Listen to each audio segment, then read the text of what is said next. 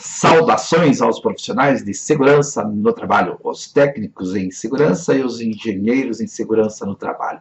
O assunto de hoje aqui na matéria da perícia judicial do trabalho são os quesitos técnicos. É isso que nós vamos conversar agora.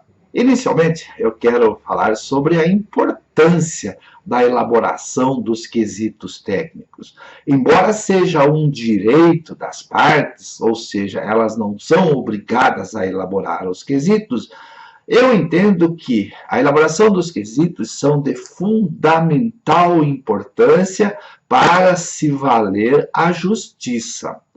Quesitos bem elaborados, técnica e juridicamente, nos seus fundamentos, podem levar ao sucesso na perícia judicial, ao sucesso de se fazer a justiça. Se o empregado tem o direito pretendido àquele adicional de insalubridade ou periculosidade, os quesitos bem elaborados vão garantir o sucesso daquele laudo pericial e, por conseguinte, a concessão do direito pelo juiz do trabalho. E ao contrário, se o empregado não tem o direito, o sucesso será da empresa, através dos quesitos bem elaborados, demonstrar ao juiz que aquele empregado não tem o direito pretendido. E é isso que eu quero mostrar aqui para vocês a partir de agora. Mas antes de eu entrar no mérito, na questão dos quesitos e te falar tudo sobre os quesitos, eu quero levar um papo aqui com os amigos, os peritos judiciais no trabalho. Existem alguns peritos que, de forma descuidada e até mesmo irresponsável, aceitam a designação da perícia, designam a data e o horário da perícia, vão para as diligências periciais sem terem lido os quesitos apresentados pelas partes. Por quê? Naquela primeira audiência, onde o juiz designa a perícia, nomeia o perito e dá prazo para as partes apresentarem os quesitos, a partir daquele dia, dependendo do prazo que o juiz dá, de 8, 10 ou 15 dias, vem a nomeação do perito nesse intervalo de dias, onde o perito é nomeado, ele recebe a intimação de nomeação e ele aceita. Ele designa a data e o horário da perícia e não toma um cuidado que deve tomar sempre, que é ler os quesitos até mesmo antes de aceitar a designação. Um amigo meu, perito, lá em São Paulo, foi designado para uma perícia onde o empregado pedia o adicional de insalubridade pela exposição ao calor. Trabalhava numa lanchonete ali na chapa, preparando os sanduíches. E o meu amigo foi até o local de trabalho, naquela data que ele designou. Chegando ao local, estava presente somente o reclamante, nenhum dos advogados. E aí, o nosso amigo perito, ele fez uma análise qualitativa do local e elaborou o seu laudo e logo entregou ele lá na vara do trabalho. E foi surpreendido quando o advogado do reclamante de imediato impugnou o laudo, porque ele não havia respondido os quesitos. E aí esse perito, meu amigo, me perguntou: Zeca, o que é que eu faço? Falei para ele: olha, você vai pagar um pecado agora, você vai ter que se manifestar e dizer que você vai voltar a realizar a perícia no local. Por quê? Porque os quesitos questionavam sobre a metodologia para o cálculo do IBUTG, sobre o equipamento que foi utilizado, enfim, todos aqueles quesitos totalmente pertinentes e relevantes para a quantificação do calor. Então, o calor não é um risco que você analisa ele qualitativamente. Se existe a exposição ao calor, tem que se fazer o procedimento do cálculo do IBUTG. Então, um alerta para os peritos: nunca vá a uma diligência pericial sem antes verificar nos autos do processo se as partes apresentaram quesitos. E aí, você, perito, deve ler esses quesitos e tomar o cuidado, porque todas as suas diligências periciais, tudo que você vai fazer lá no local de trabalho do empregado reclamante, você terá que responder os quesitos de acordo com tudo aquilo que você fez e dentro das metodologias de quantificação e qualificação dos riscos. Esse é o meu aviso importante para você, perito. Agora, vamos às particularidades dos quesitos que foram apresentados pelas partes. Então, vamos agora tratar primeiro do conceito do que são os quesitos. Vamos falar sobre a sua previsão legal lá no Código de Processo Civil. Vamos falar quem é que elabora os quesitos, quem é que tem o direito de elaborar esses quesitos. Vamos falar quando é que se elaboram os quesitos, quais são os momentos da elaboração dos quesitos. Vamos falar dos objetivos dos quesitos, por que é importante a elaboração dos quesitos. Vamos falar dos tipos de quesitos que podem ser elaborados pelas partes. E ainda, na sequência, vamos falar das características formais dos quesitos e, por último, vamos tratar das obrigações do perito relacionados com os quesitos. E qual é o conceito legal de quesitos na perícia judicial? É isso que vocês estão vendo aí ao lado. Quesitos são perguntas direcionadas, feitas para o perito, pelas partes do processo, a parte reclamante, a parte reclamada.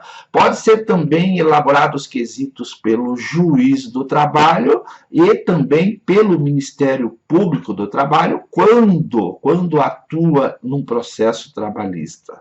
E essas perguntas, o perito deve respondê-las no seu laudo pericial. Então, esse é o conceito bem simples de quesitos. E lá no artigo 465, no parágrafo 1º, no inciso 3º do artigo 465, está a previsão legal dos quesitos, que as partes podem, é um direito, então, as partes podem, não são obrigadas, as partes, reclamante e reclamada, o juiz e o Ministério Público, podem elaborar os quesitos para serem respondidos pelo perito. Quem elabora os quesitos? Então, como já dissemos anteriormente, os quesitos são elaborados pelas partes, reclamante e reclamada. Mas as partes, elas são representadas no processo trabalhista pelos advogados. E os advogados nomeiam, ou pelo menos devem nomear, os assistentes técnicos, que são os profissionais mais competentes para elaborar esses quesitos. Então, quando o advogado não indica um assistente técnico, que é um erro fatal, o próprio advogado elabora os quesitos.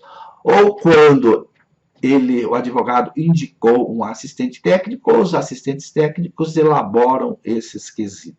E quando é que devem ser elaborados esses quesitos? Aqui é muito importante o assistente técnico, os advogados principalmente, saberem dos prazos que têm para elaborar os quesitos. Logo adiante, nós falaremos dos tipos de quesitos. Mas agora, já de imediato, eu te digo que os quesitos principais, os primeiros quesitos a serem apresentados, têm um prazo certo. Lá na primeira audiência, na vara do trabalho, quando o advogado do reclamante confirma o pedido de realização da perícia, o juiz, então, nomeia um perito e logo em seguida ele concede prazo às partes, ao reclamante, o empregado e a empresa reclamada, um prazo que pode ser de 5 dias, 8 dias, 10 dias, vai depender do juiz.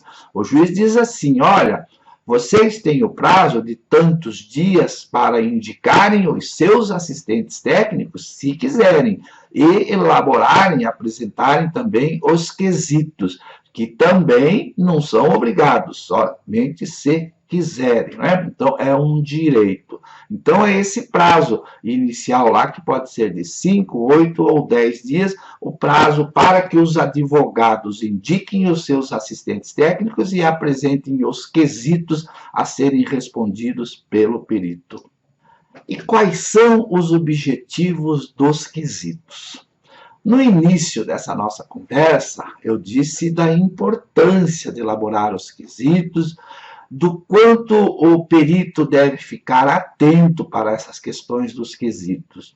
Porque a importância principal do quesito é um direito que as partes têm, o empregado reclamante e a empresa reclamada, de acompanhar de perto todos os atos praticados pelo perito. E como é que a parte acompanha de perto?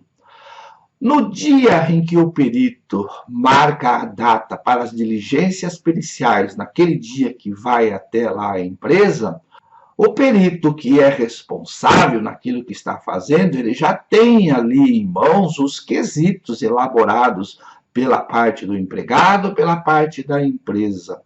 E ali naqueles quesitos, quando bem elaborados pelas partes, o perito vai se sentir obrigado a realizar todas as diligências periciais de acordo com as exigências técnicas, de acordo com as metodologias, porque os quesitos bem elaborados estão fazendo perguntas para o perito relacionados com essa boa prática da condução das diligências periciais.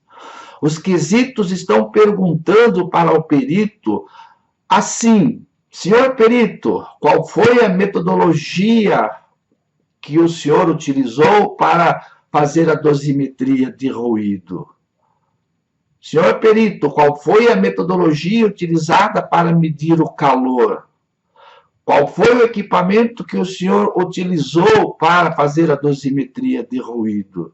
Qual foi o equipamento utilizado para a coleta do agente químico? Quais foram os procedimentos técnicos que o perito utilizou para a condução da coleta dos agentes químicos? Então, o perito, com essas perguntas, com esses quesitos, deve fazer todas as procedências técnicas de acordo com as metodologias.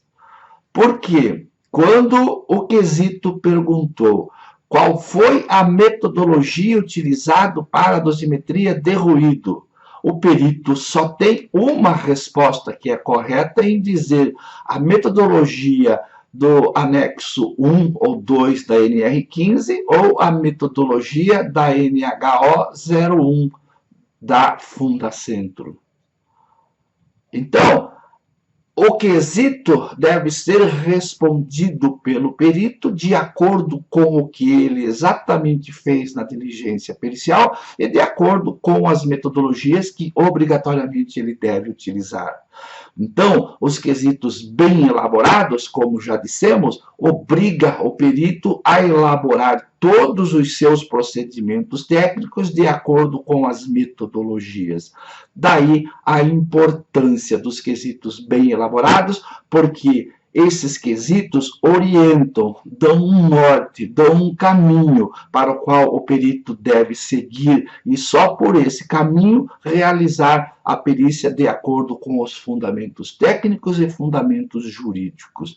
Por isso, a importância dos quesitos para se fazer a justiça. Se o empregado tem o direito, que se faça a justiça. Se o empregado não tem o direito, que também se faça a justiça para a empresa que não está obrigada a pagar. Perceberam a importância dos quesitos? Tipos de quesitos. Dias desses, eu fiquei preocupado. Eu vi um profissional num curso de assistência técnica falando sobre os tipos de quesitos e o amigo fez uma pequena confusão que aqui agora eu quero esclarecer. São 3 os tipos de quesitos.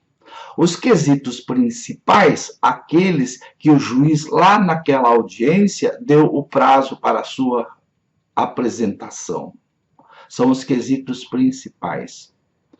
Existem os quesitos suplementares, lá no Código de Processo Civil está escrito suplementares, mas que muitos profissionais, muitos advogados usam o sinônimo de quesitos complementares. Suplementares e complementares é a mesma coisa, são os quesitos que podem ser apresentados lá no dia da perícia.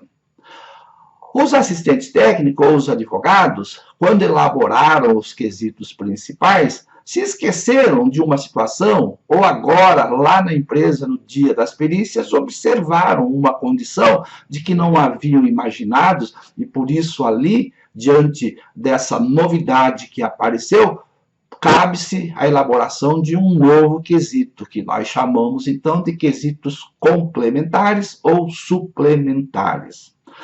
É bom o perito ficar atento, e os advogados também, de que só é possível elaborar os quesitos complementares ou suplementares se foram elaborados os quesitos principais.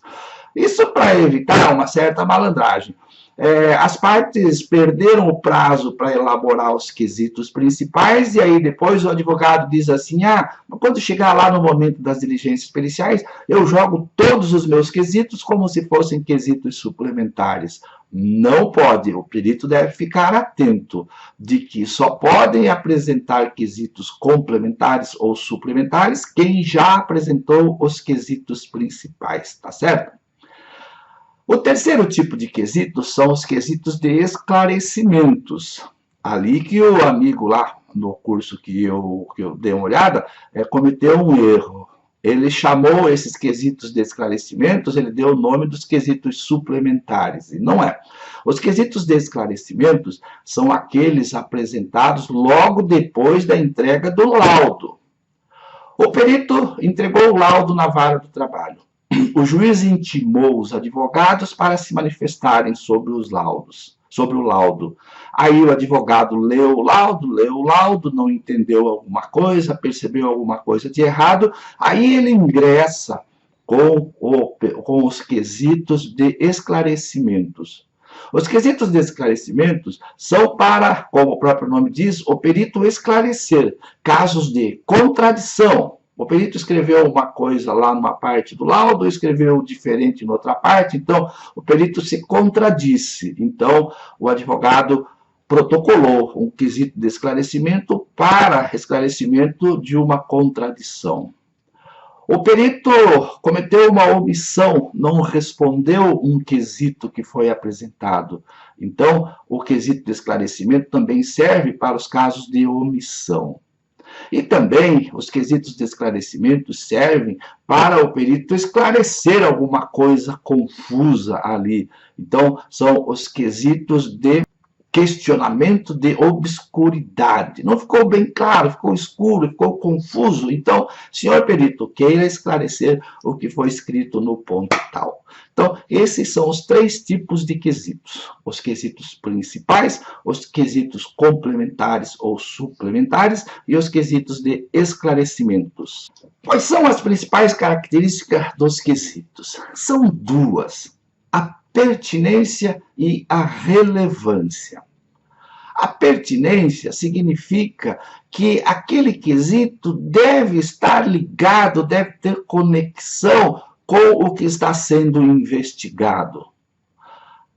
Vou te dar um exemplo de um quesito totalmente impertinente. E eu já vi isso num caso concreto, onde o advogado fez o seguinte quesito: queira o senhor perito informar se os seus conhecimentos são iguais ou maiores do que um auditor fiscal do trabalho. Ora, esse é um quesito totalmente impertinente, não tem nada a ver com o que está sendo investigado ali. Então, o perito não é obrigado a responder quesitos impertinentes, quesitos chatos, quesitos que não têm nada a ver com o que está sendo buscado ali.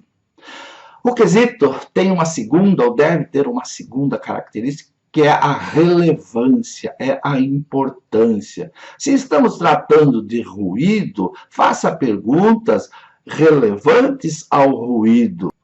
Então, o quesito em relação ao ruído deve estar ligado à questão das medições, dos limites de tolerância, enfim, devem ser relevantes dentro daquilo que está sendo investigado, que é o ruído. Certa feita, eu vi um colega advogado dizendo numa aula online de que deveríamos elaborar o maior número possível de quesitos para importunar o perito. Totalmente equivocado, meu amigo. Embora não exista um número determinado, olha, você só pode elaborar 10, 20 ou 30 quesitos, você tem que elaborar aqueles quesitos que são pertinentes, que são relevantes. Quesito em grande número não ajuda em nada, não é a quantidade dos quesitos que vai te ajudar, e sim a qualidade desses quesitos. Então, não há um limite, não há um número de quesitos determinado. Você pode elaborar quantos quesitos desejar, desde que sejam pertinentes e relevantes. E quais são as obrigações do perito em relação aos quesitos? Como já dissemos anteriormente, lá no início, o perito diligente, o perito responsável, quando ele vai para as perícias, lá para as diligências, ele já deve ter em mão esses quesitos. E aí o perito é obrigado a responder esses quesitos. No caso de uma omissão, de uma resposta que não foi dada a um quesito, o advogado pode até mesmo impugnar aquele laudo. Por isso que o perito ele é obrigado a responder os quesitos. E a resposta desses quesitos tem previsão lá no artigo 473 do CPC, que a resposta deve ser clara e objetiva, sem enrolação, de uma forma simples, que o advogado, que o reclamante, que as partes possam entender. E ainda lá no CPC, no 473, diz que o perito deve fundamentar a sua resposta, fundamentar de acordo com a literatura técnica, de acordo com os conhecimentos que são preponderantes naquela matéria. E proíbe o perito de dar opiniões próprias, de se manifestar seus pensamentos que não estejam de acordo com a literatura técnica, com os conhecimentos científicos que devem ser aplicados ali. E por último, o perito, ao responder esses quesitos, não pode fazer de forma remissiva. O que é isso? Alguns peritos leem o quesito e, ao invés de responder, remetem para o corpo do laudo, dizendo assim, vide item tal do laudo. Aí parte para o próximo quesito. Ao invés de dar uma resposta, de descrever a resposta, ele remete. Vide item 2.3, vide item 4, e assim ele responde, ou melhor, não responde os quesitos. Então, essas são as obrigações do perito. E outra coisa muito mais importante nessas respostas é que as respostas dadas aos quesitos devem estar estritamente ligadas e de acordo com aquilo que ele fez lá nas diligências periciais. Quer ver um exemplo? O quesito: queira o senhor perito descrever qual foi a metodologia utilizada para a dosimetria de ruído. Aí o perito dá a resposta lá. Metodologia da NHO01 da Fundacentro.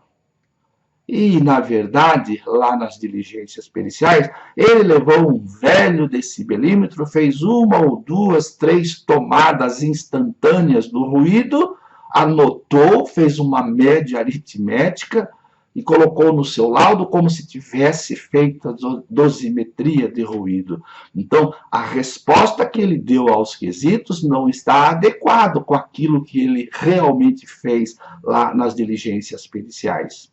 E aí, evidente que essa resposta que está inadequada com aquilo que foi feito e que foi feito errado na dosimetria de ruído, é motivo suficiente para a impugnação desse laudo. Muito bem, chegamos então ao final aqui dos nossos estudos sobre os quesitos.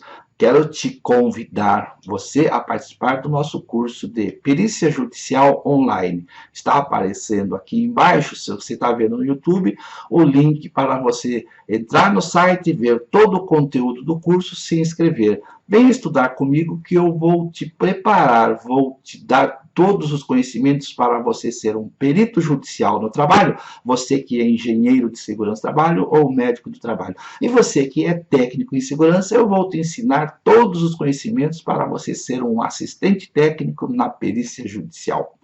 Espero que você tenha gostado e, sobretudo, que você tenha entendido. Um abraço, valeu, tchau.